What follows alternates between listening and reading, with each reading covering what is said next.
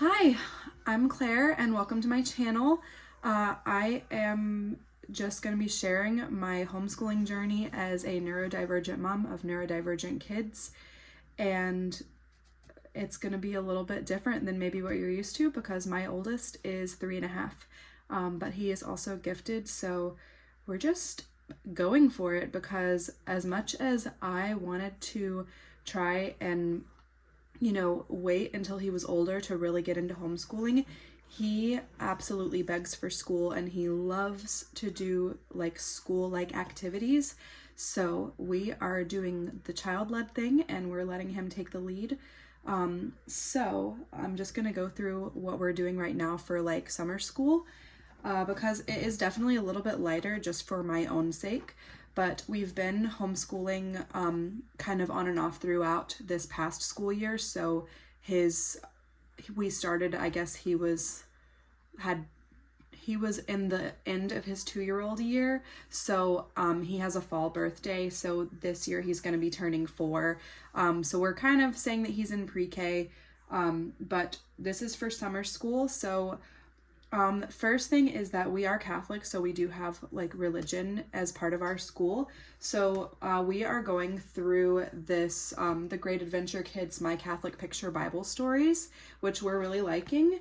And there's a lot of stories in this book. So I don't know exactly how many, but like this is the table of contents. So there's so many different ones. So because we're in ordinary time right now and at church, we're mostly talking about the early church and the stories in Acts with the apostles after Jesus's ascension. We are doing mostly these stories with the white section, which is about the early church. So we're just doing like 2 of those stories a week for the whole summer.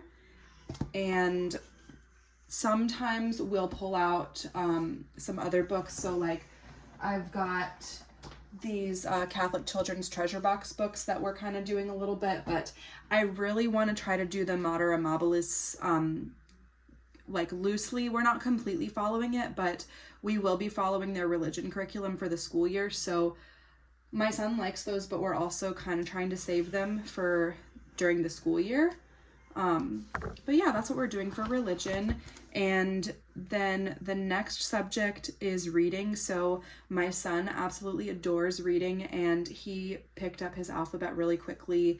And this past year we had tried to do a preschool curriculum, but it was really focusing on learning the letters and the letter sounds, which he had already taught himself. I mean, with a little bit of help from me, but I really didn't have to push him. It's just something he's really interested in and really passionate about. So we are working through the Bob books. I'm not sure. Let me look in here and see what the set is called because I actually have the sets from when I was little that I learned how to read on. So, we already had what is now called the Bob Books Set 1 Beginning Readers. So this one right here. And I also did buy him the Bob Books alphabet so we could do those activities, but we went through those so fast because they're not really ones for your kids to read on. They're for the parent to read to the child so they can learn the letter sounds. But like I said, he already had done that, but he really enjoyed reading the alphabet books, and so he's already finished all of the workbook pages for those books, and now we are working through the beginning readers.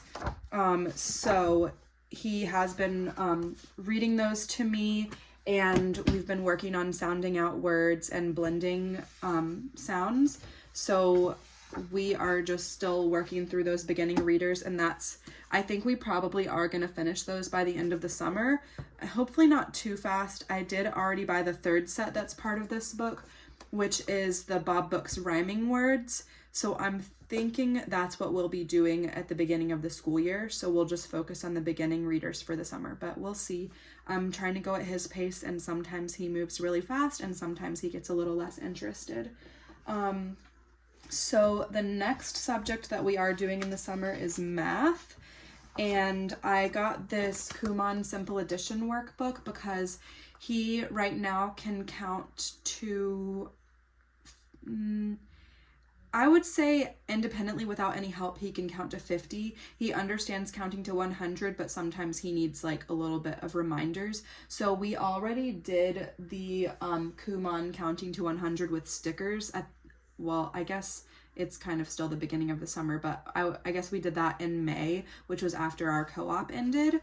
And then now we're doing this simple addition because I feel like that's probably the next important skill to get him working on. So he's already done some pages in this, and again, this is one we're just kind of going at his own pace. And then I'm trying to do some like game schooling as well.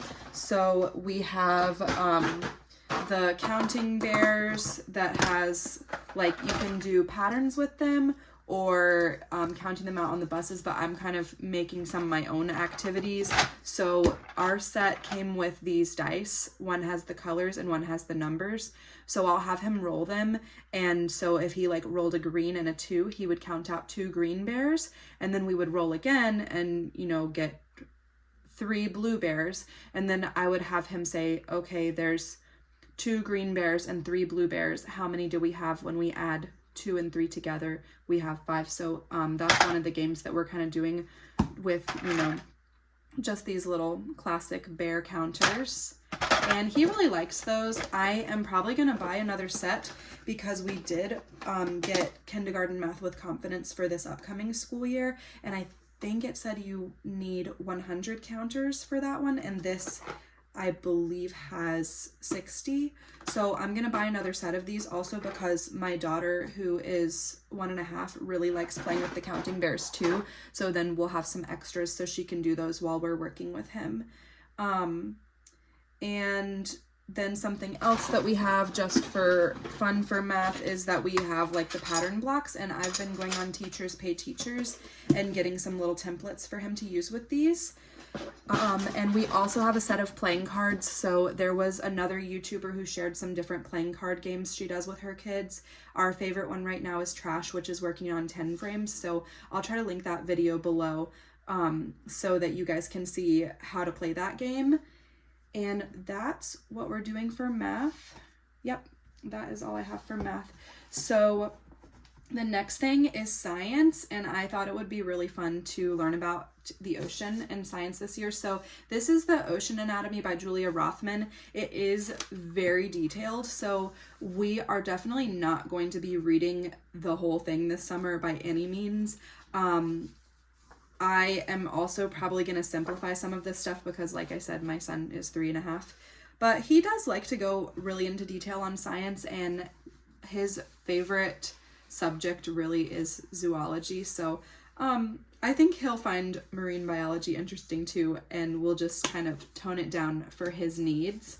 So I've got, this is like our spine for science, and then I've got some other books. So we'll be changing it up week to week. I have a ton of books about different ocean animals, but this upcoming week we're doing like the first chapter, which is just generally about the ocean. So he has a world map puzzle, so we're gonna do that together. Well, he doesn't really need help with it, but he's gonna do the world map puzzle, and then we're gonna talk about where the oceans are. And my husband is also in the Navy, so he is in the ocean somewhere right now. So we're gonna talk about, you know, ships and stuff like that. And then also for the next week, we have some other books. So I've got Wish for a Fish, which is one of the Cat in the Hat Learning Library books. I love these. We've been reading these since my son was 2. We have like a whole bunch of them. So we have the shark one too, but we're not going to do sharks this week, so we'll save that for another week. I also got the Usborne Look Inside the Seas and Oceans, which we have already read, but it has a lot of details, so I'm sure that if we read it again even more than once, he's going to pick up more information from that. And then another one that we've already read but that we will definitely reread is The Magic School Bus on the Ocean Floor. That's another series. My son just loves The Magic School Bus, so we'll be doing those. And so that's what I've got for science. We also are definitely doing a lot of nature study. So we have a pretty big homestead, and we love to go outside and look at what kind of bugs we have. So we've got butterflies and dragonflies and bees, and we saw some Japanese beetles today, and So we're learning about lots of different bugs and just observing them and talking about them, the different body parts and stuff like that. We also have farm animals, so that's been a really fun like science lesson for my son. We've incubated chicken eggs this summer, and so right now we've got a bunch of baby chicks running around, and we have, you know, adult chickens and rooster and sheep, so that's always good fun for science. And then other than that, we are trying to do some art and music this summer. So my son is learning violin. We're not too strict with that yet. I play the violin, so usually it's if I get mine out to practice, he'll want to practice as well, but he is very much a beginner at that, and I'm not being too pushy about it right now. But he really loves music, so we're doing that. And then he is also learning, like we've learned most of our Mother Goose book, but we are a bilingual household, so I just picked up the Mama Goose book from the library, which is like Spanish nursery rhymes. I don't have it with me right now, but we're going to start going through that soon, and he's been learning some different Spanish nursery rhymes and songs. We also bought the book Coco Learns Spanish Volume 1, which has buttons on it, and it sings the songs to you, which is good because I am not a native Spanish speaker. My husband is, and his family are all native Spanish speakers, so they're kind of helping us with that. And we have a CD we got from the library with some Spanish songs on it that he's really liking. So that would be our music. And then we're also doing art. So we got our preschool life boxes from Simply Charlotte Mason. I'm really liking those. Again, it's something we're doing loosely, so we're definitely reading the books they send us. And there are lots of good crafts in here, so we're going to be doing some of the art projects they provided. So we haven't done yet. There's like a banjo box craft from last month that we're still going to do, and they sent us modeling clay this month, so we're going to do some activities with that. And we're also going to do art studies, so those boxes do send us art prints, but last year we got the Mother of Divine Grace preschool curriculum, which again, we just kind of catered to ourselves because of our needs as a family. So we have not yet gone through the whole preschool art book. If you're not familiar, the Mother of Divine Grace curriculum can either be done as a 1-year program or a 2-year program. I had originally planned to follow it to the T and do the 2-year program since my son was so young, but that just did not work for our needs as a family. So we already finished most of that curriculum over the past school year, but art was one of the ones that we just kind of had left on the wayside. So I'll be doing some picture studies from this book this summer, as well as the ones that were sent in our preschool life boxes. And we also have our library summer reading program going on, so that's fun. And we have, lots of other little craft supplies. So this week we're going to do like the good old dot markers, and I've been getting some free printables for that online as well. So I think that's about it for what we're doing over the summer. And I hope that I'll be doing some more videos and sharing some more as we go through the summer and talk about what we're going to do in the upcoming school year. And if you guys have any questions or anything, just drop them in the comments down below. Don't forget to like and subscribe if you enjoyed this. Thanks so much for watching. Bye.